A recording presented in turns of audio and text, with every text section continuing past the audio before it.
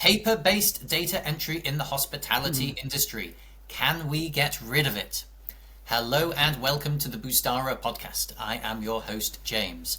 On the Boostara Podcast, we speak to leaders in business and uncover the truths and insights from their amazing experiences. At Boostara, we help businesses boost growth, cut costs, and gain better business insights. If you would like to learn more about how we can help you, type the word growth into the comments below and I will be sure to reach out. Today, we are joined, I'd say, by our first Scouser, I've got to say. I love firsts on the show. So, Philip Deers, founder of Hopsy. Welcome, Philip. Thank you, James. Thank you for the introduction. You're very welcome. Thank you for being here. And I guess, are you joining us from Liverpool? I am in Liverpool, where it's currently raining, typical UK weather, which we love. We were literally just talking this a few seconds ago. Well, I mean, we met actually in person a couple of weeks ago, didn't we, at the VIP event? But for those of our listeners that haven't heard of yourself, Philip, don't know about what Hopsy is, could you just give us a brief introduction to your journey, your spark in founding Hopsy? Okay, not sure about brief, but I can tell you. So Hopsy is a management platform for hospitality. We sell Hopsy to companies who obviously manage large estates of venues. Then venues are added to the system. We concentrate on operations and compliance. They're two big modules. So if you think about, say, staff rotas for operations, task management, that type of thing, and compliance to us is health and safety, fire safety, food safety. And what we do is we basically we build in workflows, and we just have different users that come in and they just complete tasks and they all just tick all the boxes that have to be ticked. A big part of what we do obviously is drive culture and change, and that's all through a scoring system, action management, different bits that you can get digitally that you obviously can't get from paperwork, and that obviously drives that behaviour ongoing. So that's a big factor of what we do. Again, Hopsy was designed specifically for hospitality, but 80% of what we do is cross-sector. Everybody has, teams they want to manage, labour management, clock-ins, clock-outs, they're all different bits and bobs. I mean, there's tons of features, lots of features. But it's around the operations and compliance management. Amazing. And what was the spark? Why did you just see a gap in? My background is basically I'm from health and safety background. I've worked a lot with processes in manufacturing. I worked a long time, 7 to 10 years on network rail, actually all safety related again. So I've seen a lot of, I understand obviously the process of safety and also apply that. I was then working as an independent auditor for a pub group, and I actually created a physical folder which had all of the checks in, daily, weekly, monthly. The long story short is a big company actually seen this folder and phoned me up. That person worked for a company that had 5,500 venues around the UK. Ooh. They called me up and said, could you do this? This is excellent. Could you do this for more people? I obviously said no, because logistically I can't support it. I would physically be out on site and meeting managers and stuff. So, and at the time everyone was like apps. This is well over 10 years ago, possibly closer to 12. And I thought, I've got a great idea for an app. What if it was the booklet in the app, but it done my job, which is checking, obviously in real time, and then it just gave a report. And that was literally the original idea. I had no tech team. I had no idea of technology, non-technical at all. Just literally an idea of a problem and a solution. And then again, fast forward in a little bit. I actually tried to outsource the first development of an app. So before Hopsy, there wasn't actually another app called Publicans Compliance, because I was brand new to business as well. So I thought, well, they're all publicans and it's managing compliance, so we'll just call it that. And I outsourced the technology company, two actually, and they both failed for different reasons. But fundamentally, you're trying to build a skyscraper, you don't own the land. It's as simple as that. The tech is with somebody else, you just don't own anything, so you're never going to be successful. I then met my current business partner, who's 25 years tech delivery, We actually met in a lift in a co-working space. And as you mentioned, Scousers, it was awkward silence. So I just said, "You're all right, mate." And he's from Cornwall. He lives in Liverpool, just outside of Liverpool. But he was like, "Yeah, I'm okay. What are you up to?" He's like, "Building an app." I went, "So I'm getting an app built." That was literally how we met. I mean, talk about in a lift sliding doors moment. But it really was, genuinely. And a couple of days later, I come looking for him, seeing him. "Hey, remember me? Could you have a look at my app?" And again, this is a long story, but long story short, we decided we could work together. We built what is essentially Hopsy now. Amazing. And that just shows in the business world how, paths cross and it can result in something bigger, right? Yeah, I mean, deeper subject is obviously fate. Sometimes things happen along the way, and I've had this countless times, easy a dozen times where things have just meant to be. But then, is it luck? Is it hard work? Is it the opportunity it presents because you're aware I don't know where that happens, but there is a mystique about it, and this is definitely one of them. How we met. Amazing. In terms of the compliance and reporting, as you've seen just that sort of that world of things, has that become just so unsustainably difficult and complicated over the years that I suppose it's a no-brainer. It makes sense to have something like Hopsy. Like I remember the days when I first worked abroad, and we used to get paid from a corner of the room. There was a little safe, and we used to get given cash. Payday, line up and go get your cash, right? And now that would never happen. Everything is electronic, and there's so many compliancy rules, whether on clock-ins or internal processes. Has it just become so complicated and unsustainable? Well, running a business, without a shadow of a doubt, you need efficiencies, systems, processes for people to follow. I obviously remember them days, what you're talking about, and it's crazy to think in my lifetime where we've transitioned to, in my working lifetime. I mean, I'm 43, so... And again, this is just opening up even more with AI and efficiencies. So moving digitally from paperwork, a big thing about, or a big topic now, is people used to have the belief that just ticking the box was enough. And now obviously people understand it's nowhere near enough. Your insurance is a void. I mean, there's countless I don't have to dictate why. The reasons are there, they're clear. But basically, it's efficiency, making sure things are right and making sure people are doing the right things. You can't get that from a booklet. It changes culture. We're talking about this behaviour change in people. What the system does really well, it shows the team that somebody cares about certain things because it's checking, it's asking people to do things, and when they don't do it, it reports on that. So it just makes people subliminally change and know this matters. Toilet checks matter. They matter the one time. It's kind of like the seatbelt analogy. You don't need it till a second before you'll have a crash. But you still wear it all the time, and that's what Hopsy is. It's just there to make sure that you're doing the right things every day, and then behaviours pay off. So that's kind of the change that I've seen in my time, which is good. And just one final part is I used to say this years ago as well. So I used to say 5 years behind is my best customers. We're probably about 2 years, if not at the right time now, because younger generation will never ever go back to paperwork. It's impossible. Because they understand it's not efficient, so it's a pointless exercise.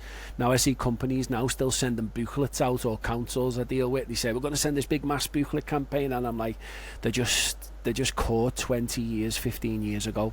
Young people will only interact with digital and only interact with apps because they give so much value. So it's a good time to be in any sector, any industry within technology.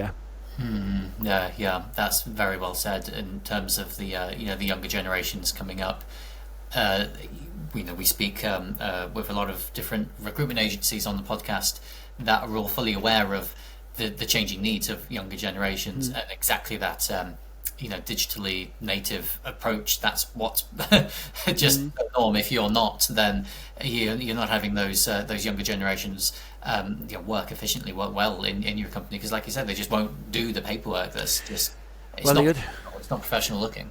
the other side of that is there's two sides to that. They're actually quite lazy as well. I'm not generalising all young people, but they're right to be lazy. They say, why would you want me to go and do that, which takes a couple of days, when you could just capture for example, my ID checks, or my payroll should be accessed here. Why should I go away to the corner of the room and and wait in a queue to get my wages when you can just send it to my bank? And just that change in the whole work environment is better. It's so much better. It works more efficiently. So let's keep it simple. Exactly. Yeah. I mean, picking up on the the seatbelt analogy you gave there, I guess for a lot of people taking on a platform, an app like this, they want to feel the results, they want to see the results. Is that easy for companies to I suppose for you to get the feedback for how they've transformed, or how they feel that this is actually helping them? Yeah, it's great question. So we first started off replicating processes, and one of the great things my business partner brought in, we had all these workflows, and he was always saying we need to score it, and people don't like to be scored because if it's a negative, but actually one of the best things he pushed for and we brought in was a score, and that just transformed people's behaviour. People naturally are competitive, they don't want to be bottom of the list, and that resulted in one of our largest clients bought Hopsy, and it was seen as a thing, again bought in as a tick box. Within I'd say 10 to 12 months of this, not just the scoring but a few other behaviours, they would start a board meeting with the Hopsy score on a Monday, which is just transformational. Everything hung off the score, and what it's really good for, managing by exception. It'll tell you when stuff's wrong. So that's all you really need to pay attention to. Good management is, I do this in every meeting I have, don't tell me what's good, don't sit there and tell me Hopsy's great, tell me what's wrong, because that's where the wins are. So, and we've only got a certain amount of time running business, so you just want to be at the parts that are the problem quick.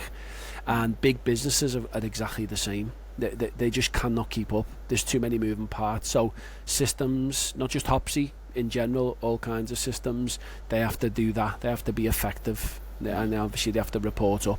So I do see that change from that. And saving time, saving energy, saving money, saving stress, right? That's what people can expect from it. And I suppose picking up on what you said there about being 2 years ahead, right? Like seeing what's happening in the future. I guess people that are taking on Hopsy at the minute, you would count them as the early adopters, right, of the technology that is going to become mainstream. And I guess how do you push a product from having early adopters to then building that momentum and getting it to more of the businesses that really need it? It's a good question. It's a good question, as in marketing is probably the answer. So people obviously finding out about your brand and understanding. What I've concentrated on in all this time is actually building value into the app. So it's a one app. People say all in one, and we really say all in one, because I could never understand why you would have 4 apps and one user logging into 4 apps, and some of the values in them crossed over slightly. So we started doing that and evolving Hopsy, and we started with a checklist, and then we obviously clocked people in and out. We wanted to know who was using the checklist, so we decided to do a staff rota around that, very simple. Then staff rota opens up to, we want clock in, clock out, GPS, we want people to request holidays, so we start building functionality there. And obviously you're still building functionality in the safety part, and then the task part, and then food safety came in, and then training came in, and then HR checks came in. But the user's journey comes in at the start, and they don't see all that. They just stay on one platform all the way through. It saves them during their time in work. So I've personally wanted to spend all of our focus, that's why we're very tech in the split of the team, it's very tech heavy than a normal traditional company, because it's about building the value all the time. We've got projects now in the pipeline and delivery which obviously transform us as an offering for Hopsy. It's all module based, so businesses can absorb what they need from Hopsy as well. It's not, you don't take everything, you can take what you need. And again, just these building value before we start building. I know that's not the traditional approach, because everyone says sell something, tell everyone, and get through the numbers, but we didn't do that. We've done no sales and marketing in 6 years. We've never hired a sales and marketing person. We've had consultants come in, and we've had bits. We've educated on it, but the product wasn't fully autonomous.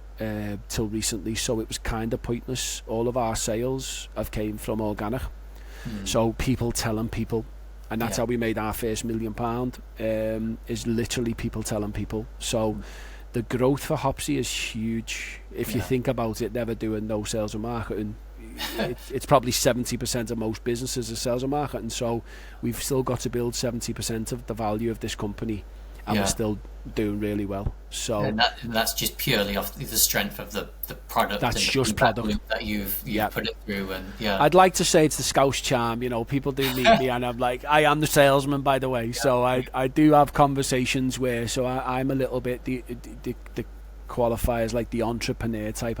I'm the person who'll turn up, go in a room. In fact, my business partner says I've never met anyone who goes in a room and gets what he needed out the room. But I have this like mindset where it's like, I know the values I need, so I'll just speak to them people. And even when it's that awkward, like, I don't know you yet, but I'll get to know you, I think that's the friendliness and the Scouse bit. Breaks the barrier down, and then we can engage in a serious conversation about workflows, processes, values, and then I take that away, and then we build that relationship. But it's all organic and it's all genuine.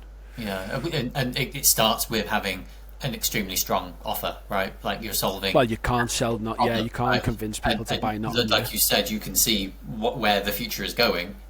So it's a no-brainer offer, but that refining and development, of the actual technology, that's what allows you then to grow without even doing any marketing. You just kind of remind me of Garmin. So I remember a long time ago training out on the pastures nearby with my training group and seeing some of the guys with the very first, I don't have mine on, but Garmin watch, or the Garmin watch, and thinking, what on earth are those? And it was, the technology was, now when you look at it, it was really old. It wasn't that great. It was expensive for what it was, but they knew full well the value of data and the whole social media sort of atmosphere we were in, and putting two and two together within a community that this is where we're heading. And you look now, integrating things like Strava and other, there's not just Strava, other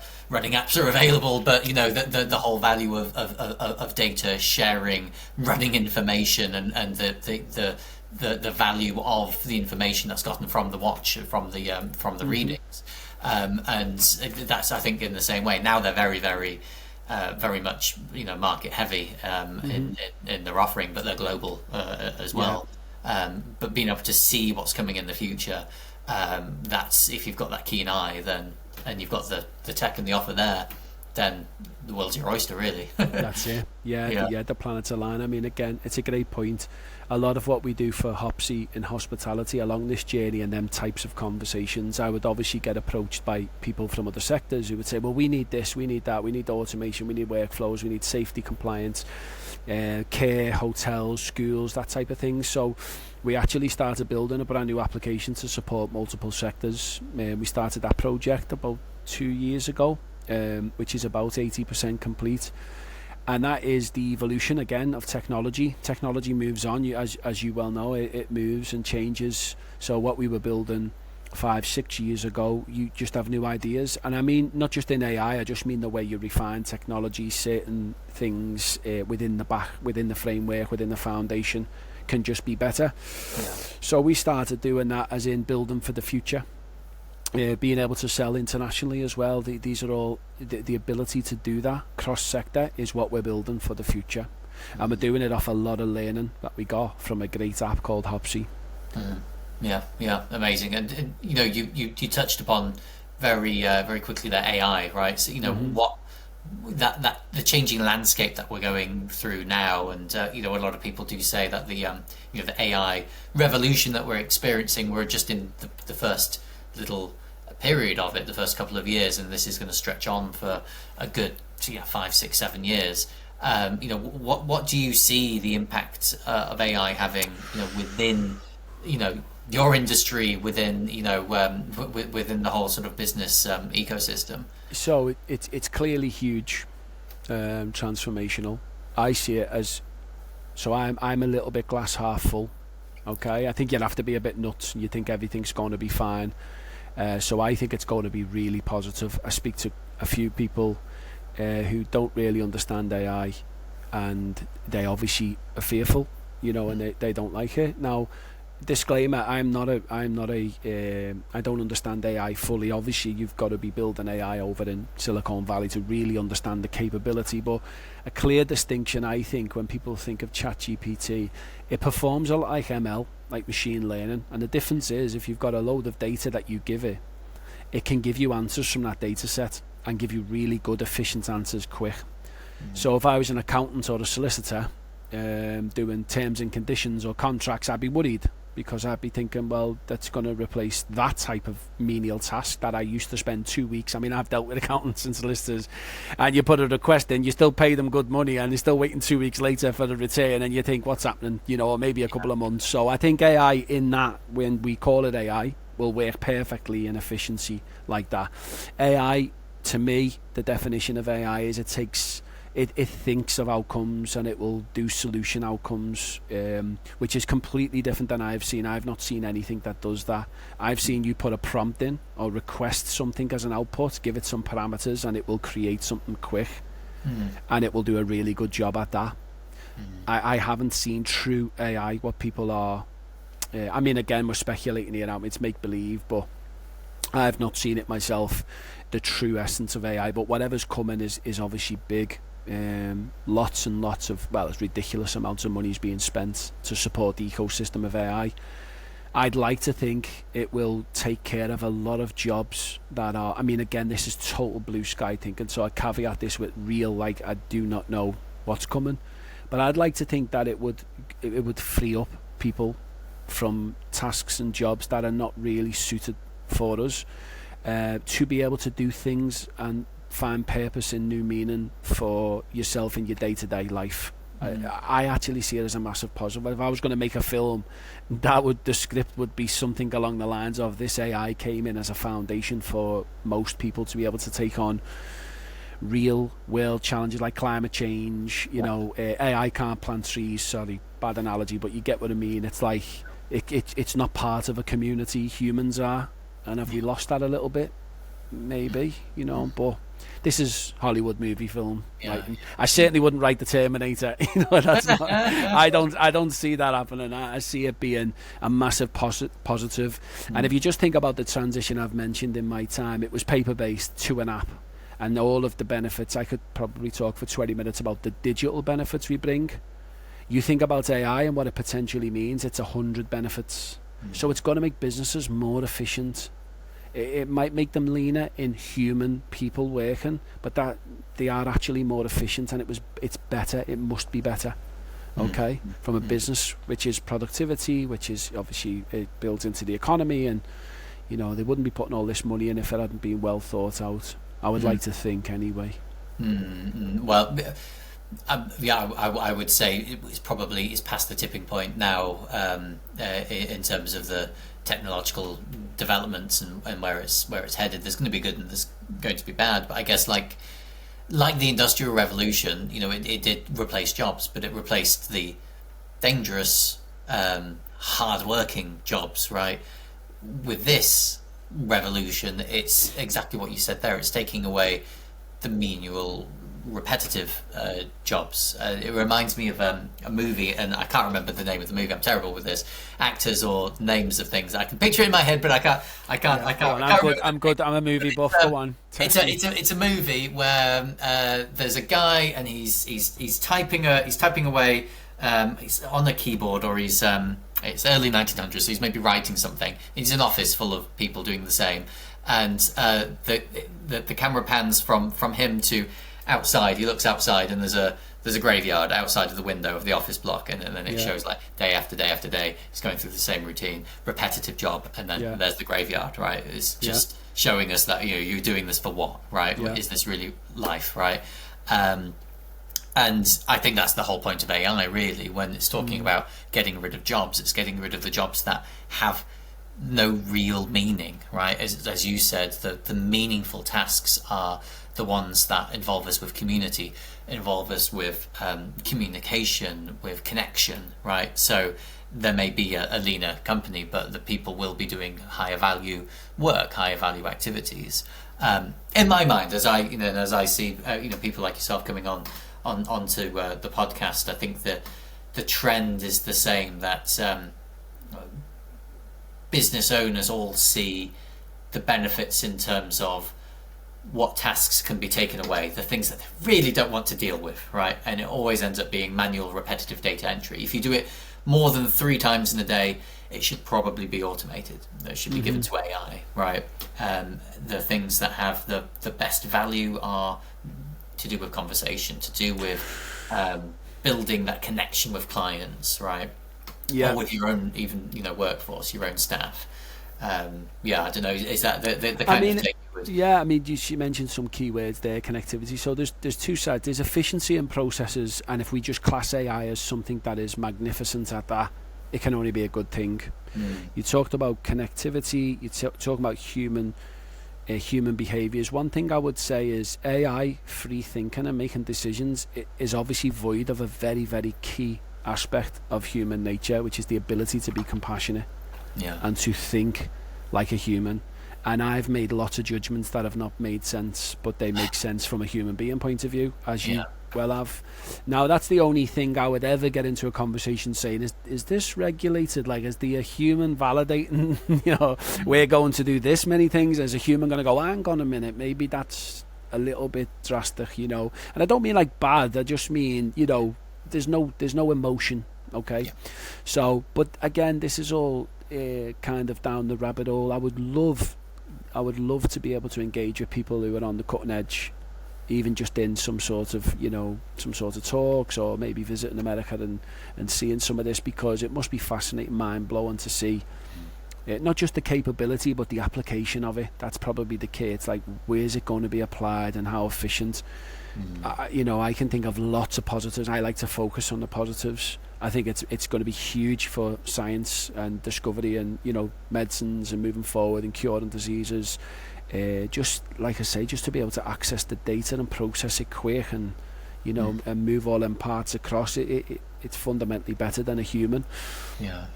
But there is caveats to it.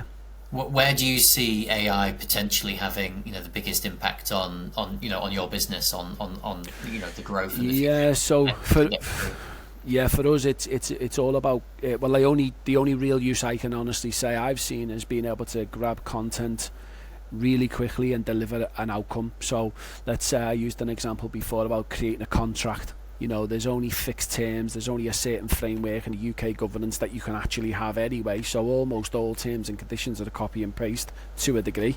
Okay, so it'll be really good at that in our application to build things like risk assessments, staff policies, things where people prompt it and say, I would like this type of policy within my business with these parameters, and it bam, bam, bam. And not only will it do that with this, because obviously we're moving into AI within the application, it will actually build the workflow, so it will send that policy out to the right type of people you need it to, and they will all sign it, and it will do the management part as well. So it creates content, and we want it to be able to go and perform an action as well. And that's essentially within our app how we'll do it, and we'll just get creative with that, what type of things. So we validate all changes that we bring into Hopsy, because obviously there's loads of stuff you can do, and we validate them by customer requirements. Obviously revenues is a driver, but there is how many people does this affect. I mean, we take it through like a little bit of a chart of who would this impact to, because we have a lot of users who don't pay for Hopsy, so a lot of staff don't pay but get a lot of value. So sometimes they hold more weight because there's more staff. Obviously, there's 10,000 staff. We call them staff as a user, than managers or than owners of businesses. So we've got to measure that impact. So that's where I think it can come in well for us within our applications and future applications. And again, that will make it more efficient for the end user, company owner, managers, staff. That's me holy grail. Well, that's what we're working towards. Yeah. Is there a use case you're using it for now in your operations? Not with AI. Processes and systems is a first example. We have had some requests in But I actually done a Innovate UK grant application a while ago, maybe 18 months ago, and a lot of it was about that. We were going to do a partnership with Loughborough University. What we wanted to do is we wanted to do voice command. We wanted to do some nice little, basically to make it more efficient. So voice command is obviously a thing now, okay?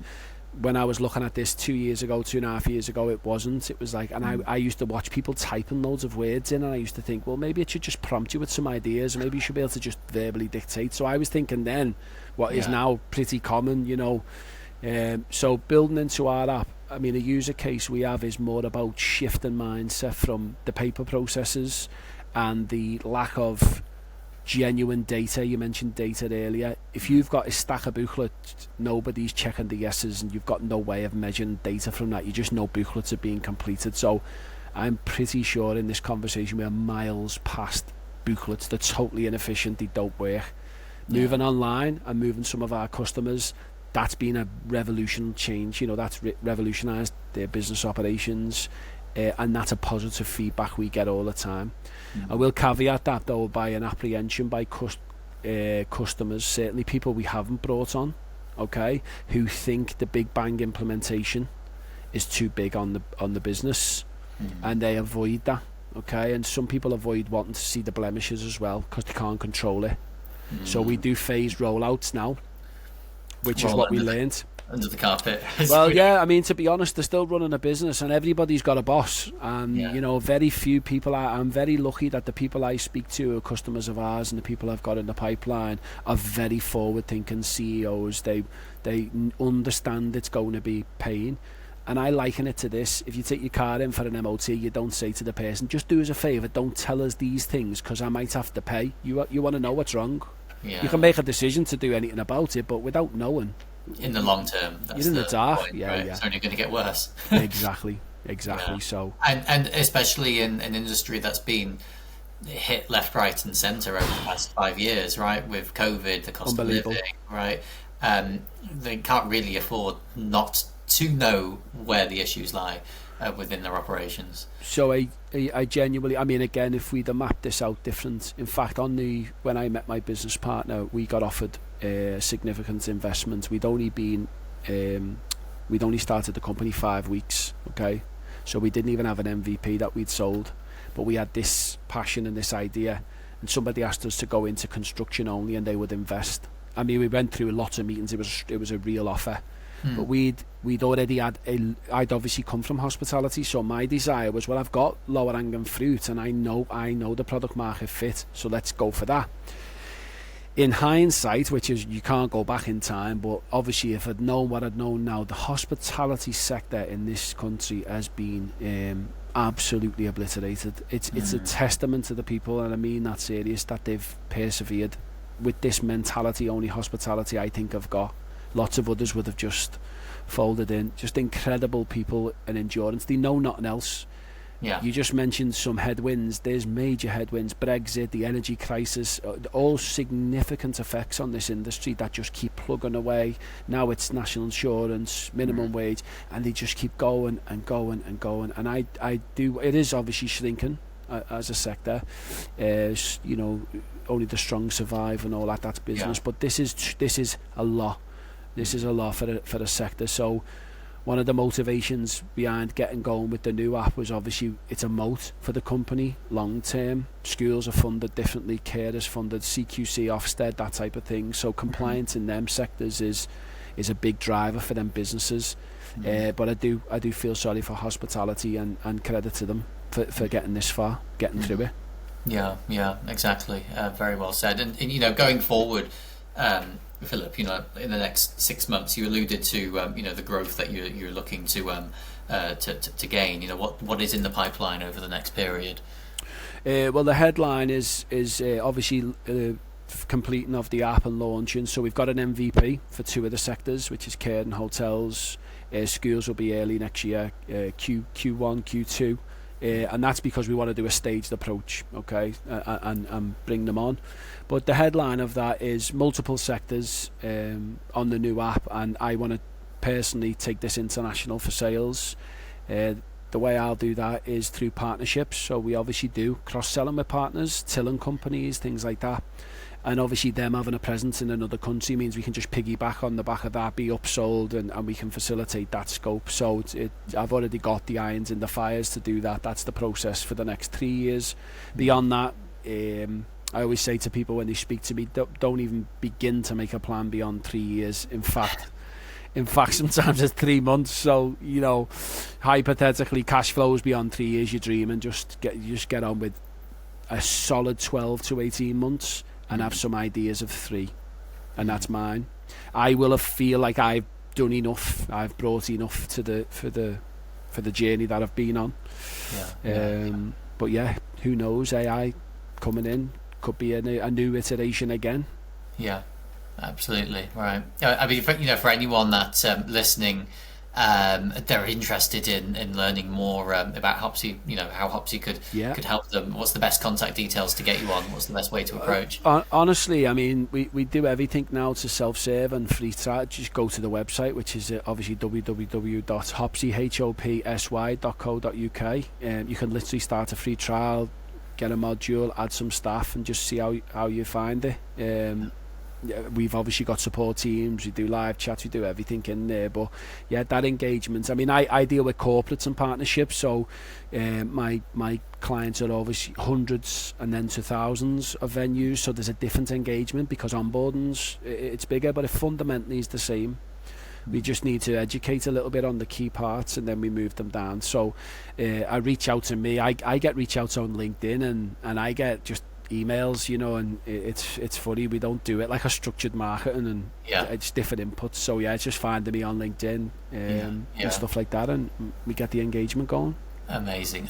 I'll put those contact details below. Thank you.